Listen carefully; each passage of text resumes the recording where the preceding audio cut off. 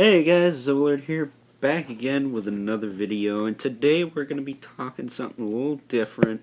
This is something that's been going around for quite a while. It's almost as bad as a disease, really. Just got a message there. I'm going to be FaceTiming with a certain something one later, but today we're talking DC Universe Classics. Who Killed the Line? They're messaging me again, holy crap. Who Killed the Line, why it ended, blah blah blah, Doomsday was canceled, blah blah blah. Now, first thing I want to mention, Doomsday is still coming, essentially. Well, actually, he came and went. He was a con exclusive. We'll show off that at the end of the video, although you probably know what it looks like. But the DC Universe Classics line was a line I really enjoyed. I loved the DC Universe Classics line. I have a few waves. I plan to get the anti-monitor before I get out of high school, hopefully. But yeah, I really enjoyed the line. I think it should have lasted a hell of a lot longer than it did. But due to some... I think they should have never taken it out of the store, first of all. And the online subscription thing was too expensive. The figures were like $10 more than store price. I wouldn't mind if they were charging $20 a figure, excuse me, in the store, as opposed to charging like $35 a figure online, because there's not that much tooling done, especially in the DC Universe Classics. Marvel Legends is a bit of a different story if you're talking toy biz. Now Hasbro's a different thing, but we won't talk about that now. But starting off with the tooling issue, first we're going to have a look-see at the Doomsday that everyone wanted. It should be coming up right around here. Hasn't yet, but it will. I'm still getting the hang of this whole voicing over a slideshow thing. But, yeah, I mean, the Doomsday we all wanted was, well,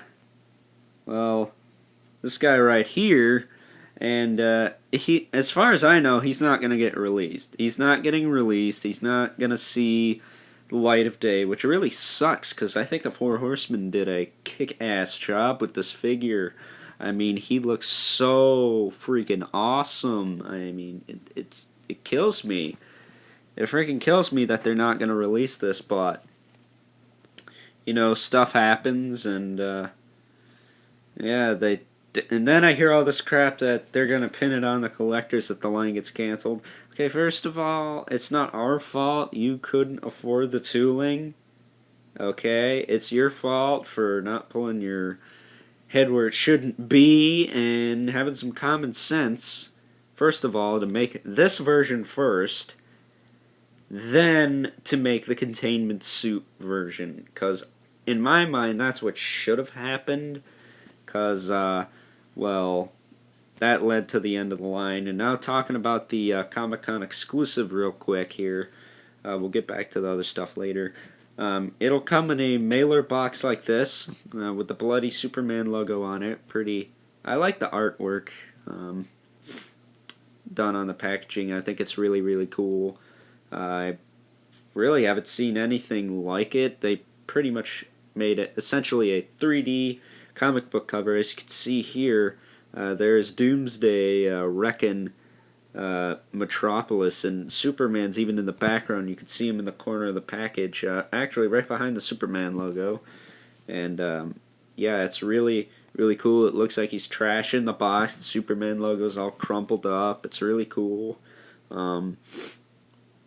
So yeah, I really quite like this figure, but I would have preferred the spiked version like anyone else, and even on the back he's trashing the box. But like I said, this is not a bad figure. I think it's actually a pretty well done figure. I just don't think it was the right choice to end such an iconic line.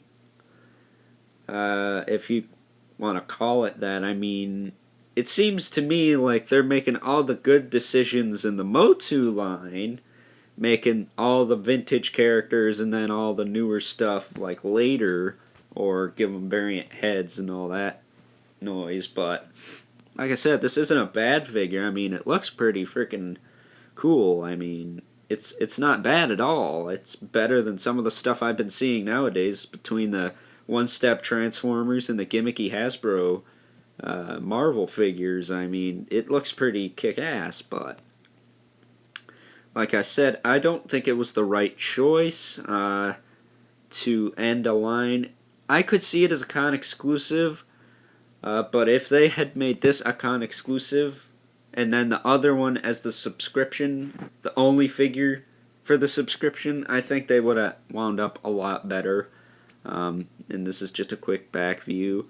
I mean, when you think about it, the amount of tooling it takes to make all that stuff on this guy, all the tubes and stuff, and the tanks and all that noise, on that guy, you could have probably made at least 80% of the spikes on the other one, if not all of them. But that's just me. That's just my opinion. I don't know the whole thing, so that's that. But I am going to be getting this Containment Doomsday regardless, because I don't really have a giant Doomsday. I'm also going to be ordering a custom. I'll talk about that more in the future. But yeah, I mean, it really sucks that the DC line ended. I think it should have gone on for quite a bit more. Maybe they'll bring it back quite a bit longer. Maybe they'll bring it back like Marvel Legends, although I highly doubt it. But you never know these days. So that's my quickie sort of rant. Let me know what you guys think in the comments below. I'm also curious, what was your favorite DC Universe wave when it was still running? What was your favorite figure from that particular wave? Why was that wave your favorite? Was it the Collect and Connect? Was it the figures themselves? Me, I gotta say, my favorite Bath is Bane. Well, CNC is Bane. Because Bane is awesome. He's the right size. I think that would have been a better buck for the Doomsday figure. Because I think he's a little too big. I also think it would have been a better buck for the Kilowog Build-A-Figure. Or Collect-A-Connect, excuse me. They're actually different. But I think Kilowog came first. Yeah, he did. So they didn't have that buck at the time, but I could see him doing that if they were to, quote-unquote, reboot the line. But I don't see this new stuff really lasting a long time. Can't talk. So I'm dreading the near end to the DC line, all of it, but luckily we still have DC collectibles to release other figures. So hope you guys enjoyed this quickie rant video, and until next time, I will catch you guys later.